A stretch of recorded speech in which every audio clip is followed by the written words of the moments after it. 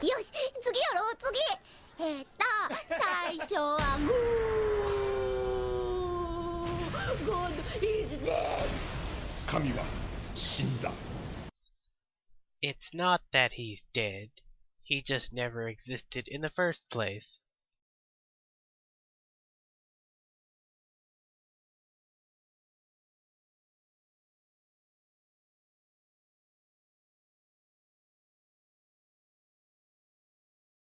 Mythical creatures. Aren't they great? But very few people believe in them nowadays. Except for two. The two most important and prolific mythical creatures that are shared in almost every culture. What are they? Read the fucking title. But in all seriousness, it's deities and souls.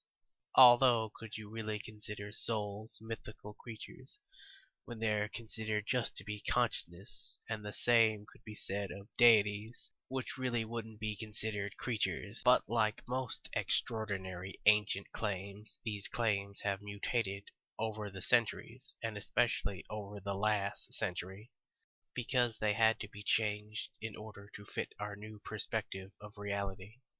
When you look at the way deities, souls, and the various claims of what the supposed afterlife could be, it really shows us that these claims are no different from any other debunked and disproven claims from the past. So I will be breaking down the basic concepts that comprise deities and souls, starting with their basic nature and the various ways they have been altered to fit in with the modern world's perception of reality. First, we'll start with deities. For most religions, they are the source of everything, the creators of existence that were just always there. Most origins for deities are very vague at best. It either involves always being there, or being created somehow by another deity, or just magically coming together from elements of the universe. Let's break down this creation possibility. 1. Always existing. If it has always existed, then why at some point did it randomly decide to create the universe? Was it bored sitting there for an eternity because it always has existed? And come to think of it, how can something always exist? And what would be the point of creating something else if it had existed alone for an eternity beforehand? 2. It was created by something else. This would make more sense, but would just disprove religious beliefs anyway, considering the so-called creator was just another creation of something else. Moving along, let's break down the logic of deities. Supposedly in most religions, at least in the modern world, deities are all powerful and all-knowing, but in ancient times they were more human-like. Let's cover the modern definition of deities, but going on the basis that something is all-powerful and all-knowing would be a paradox. If you were all-knowing, then you could not be all-powerful, because then you would know the future.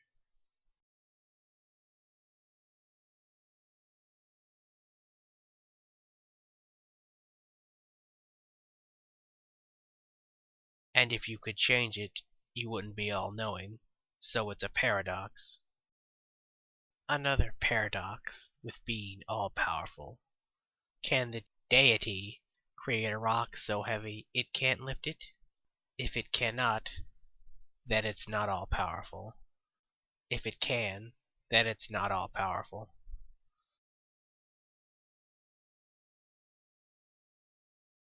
Another disproving fact is that deities have changed over the millenniums, starting out very human-like, with emotions, human bodies, genders, and family members. So overall, deities seem more like humans projecting themselves onto nature and a primitive way of explaining the workings of the universe, and for psychological comfort, like it makes you feel better that something looking out for you, and of course to benefit the ruling classes by creating a threat that couldn't be dealt with or hidden from.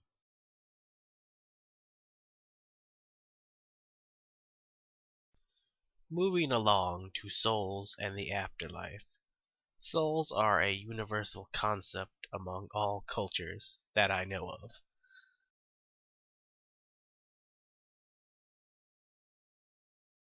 How they work, what they look like, and where they come from varies from culture to culture, yet again increasing skepticism of their existence.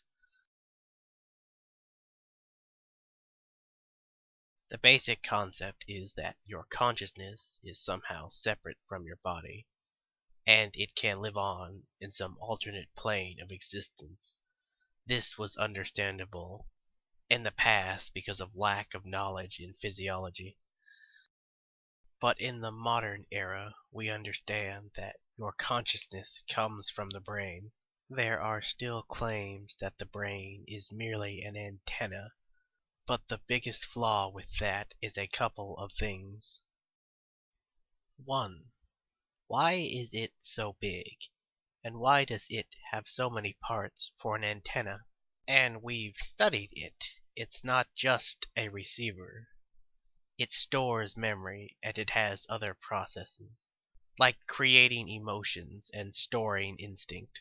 So how can it be an antenna if it functions more like a computer? 2. Where do they come from? Do they just grow in your body?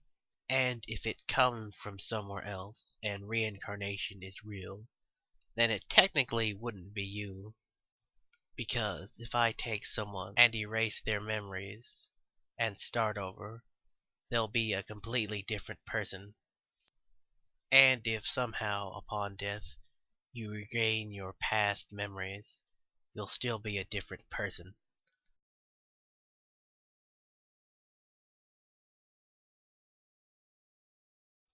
3. If your soul is immortal, why does it need to move or accomplish anything at all? Because if your soul was truly immortal, it would have no instincts making it move. Because in nature we get bored. Because if we don't, we atrophy and can get eaten by predators. If souls and deities are truly invincible, and they have no need to consume energy and they cannot lose energy, then they have no need for movement. Because they couldn't get bored, because they would not atrophy like organic life.